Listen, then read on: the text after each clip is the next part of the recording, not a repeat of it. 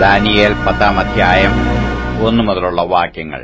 പാർസി രാജാവായ കോരശിന്റെ 3-ാം ആണ്ടിൽ ബേൽശസ്സർ എന്നു പേരുള്ള ദാനിയേലിന് ഒരു കാര്യം വെളിപ്പെട്ടു. ആ കാര്യം സത്യവും മഹാകഷ്ടമുള്ളതുമായിരുന്നു. അവൻ ആ കാര്യം ചിന്തിച്ച് ദർശനത്തിന് ശ്രദ്ധ വെച്ചു. ആ കാലത്ത് ദാനിയേൽ എന്ന ഞാൻ 3 ആഴ്ചവട്ടം മുഴുവനും ദുഃഖിച്ചുകൊണ്ടിരുന്നു. 3 ആഴ്ചവട്ടം മുഴുവനും കഴിയുവോളം ഞാൻ സ്വാദുഭോജനം കഴിക്കുകയോ മാംസവും വീഞ്ഞും ആസ്വദിക്കുകയോ ചെയ്തിട്ടില്ല, എണ്ണ തേച്ചിട്ടുമില്ല. എന്നാൽ 1-ാം മാസം 24-ാം തീയതി ഞാൻ ഹിദ്ദോക്കിൽ എന്ന മഹാനദീതീരത്ത് ഇരിക്കയിൽ തലപൊക്കി നോക്കിയപ്പോൾ ശണവസ്ത്രം ധരിച്ചും അരയ്ക്കു ഊഫാസ്തംഗം കൊണ്ടുള്ള കച്ച കെട്ടിയും ഇരിക്കുന്ന ഒരു പുരുഷനെ കണ്ടു. അവന്റെ ദേഹം ഗോമേതകം പോലെയും മുഖം മിന്നൽ പ്രകാശം പോലെയും കണ്ണ് തീപ്പന്തം പോലെയും ഭുജങ്ങളും കാലുകളും മിനുക്കിയ താമ്രത്തിന്റെ വർണ്ണം പോലെയും അവന്റെ വാക്കുകളുടെ ശബ്ദം ഒരു പുരുഷാരത്തിന്റെ ആരവം പോലെയുമായിരുന്നു. ദാനിയേൽ എന്ന ഞാൻ മാത്രം ഈ ദർശനം കണ്ടു. എന്നോടുകൂടെ ഉണ്ടായിരുന്ന ആളുകൾ ദർശനം കണ്ടില്ല. എങ്കിലും ഒരു മഹാഭ്രമം അവർക്ക് പിടിച്ചിട്ടു അവർ ഓടിയൊളിച്ചു. അങ്ങനെ ഞാൻ തനിച്ച് ശേഷിച്ചിരുന്ന ഈ മഹാദർശനം കണ്ടു. എന്നിൽ ഒട്ടും ബലം ശേഷിച്ചിരുന്നില്ല. എന്റെ മുഖശോഭ ക്ഷയിച്ചുപോയി. എനിക്ക് ഒട്ടും ബലമില്ലാതെയായി. എന്നാൽ ഞാൻ അവന്റെ വാക്കുകളുടെ ശബ്ദം കേട്ടു. അവന്റെ വാക്കുകളുടെ ശബ്ദം കേട്ടപ്പോൾ ഞാൻ ബോധം കെട്ട് നിലത്ത് കവിണു വീണു. എന്നാറെ ഒരു കൈ എന്നെ തൊട്ടു. എന്നെ മുഴങ്കാലും ഉള്ളം കൈയും ഊന്നി വിറയലോടെ നിൽക്കുമാറാക്കി. അവൻ എന്നോട്, ഏറ്റവും പ്രിയപുരുഷനായ ദാനിയേലേ, ഞാൻ നിന്നോട് പറയുന്ന വചനങ്ങളെ ശ്രദ്ധിച്ച് നിവർന്നു നിൽക്ക. ഞാനിപ്പോൾ നിന്റെ അടുക്കൽ അയക്കപ്പെട്ടിരിക്കുന്നു എന്ന് പറഞ്ഞു.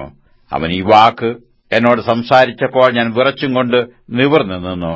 അവൻ എന്നോട് പറഞ്ഞത്, ദാനിയേലേ, ഭയപ്പെടേണ്ട.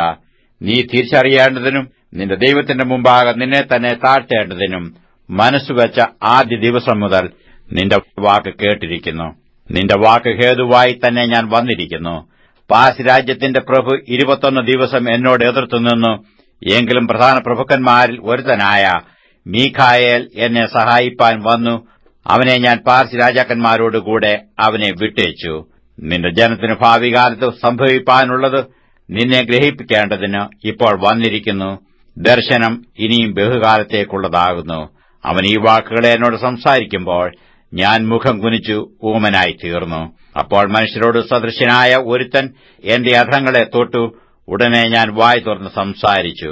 എന്റെ മുമ്പിൽ നിന്നവനോട്, യജമാനെ, ഈ ദർശന നിമിത്തം എനിക്കു അതിവേദന പിടിപെട്ടു ശക്തിയില്ലാതായിരിക്കുന്നു.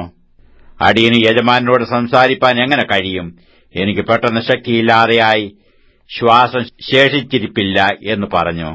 അപ്പോൾ മനുഷ്യ സാദൃശ്യത്തിലുള്ളവൻ പിന്നെയും വന്ന് എന്നെ തൊട്ട് ബലപ്പെടുത്തി, ഏറ്റവും പ്രിയപുരുഷ, ഭയപ്പെടേണ്ട.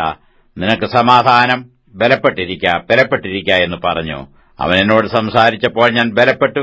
യജമാനെ, സംസാരിക്കണമേ, നീ എന്നെ ബലപ്പെടുത്തിയിരിക്കുന്നുവല്ലോ എന്ന് പറഞ്ഞു. അതിനു അവൻ എന്നോട് പറഞ്ഞത്, ഞാൻ നിന്റെ അടുക്കൽ വന്നിരിക്കുന്നത് എന്തിനെന്ന് നീ അറിയുന്നുവോ? ഞാൻ ഇപ്പോൾ പാർസി പ്രഭുവിനോട് യുദ്ധം ചെയ്യുവാൻ മടങ്ങിപ്പോകും. ഞാൻ പുറപ്പെട്ട ശേഷമോ യവന പ്രഭു വരും.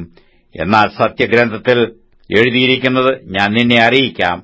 നിങ്ങളുടെ പ്രഭുവായ മീഖായേൽ അല്ലാതെ ഈ കാര്യങ്ങളിൽ എന്നോടുകൂടെ ഉറച്ചു നിൽക്കുന്നവൻ ആരുമില്ല.